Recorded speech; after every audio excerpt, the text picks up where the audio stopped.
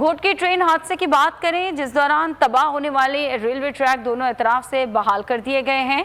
ट्रेनों के आमद और रफ्त शुरू हो चुकी है। मजीद जान लेते हैं पुलिस के नुमाइंदे बरकत बलोच से। जी बरकत।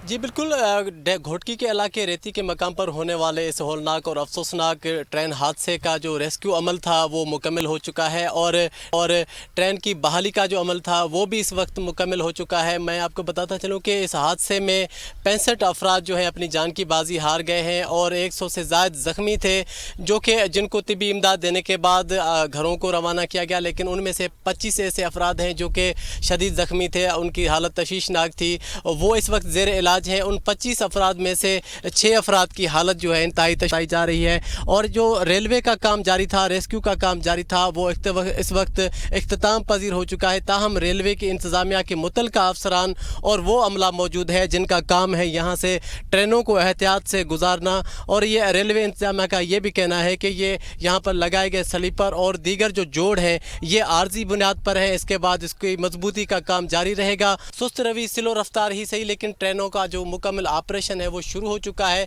और दोनों अतराफ से ट्रेनों की आमदरफ्त के हवाले से जो मुख्तलिफ स्टेशनों पर मुसाफिर मौजूद थे, ट्रेनें मौजूद थी, वो इस वक्त अपनी मंजिलों की जानिब रवां दवा हैं। जी।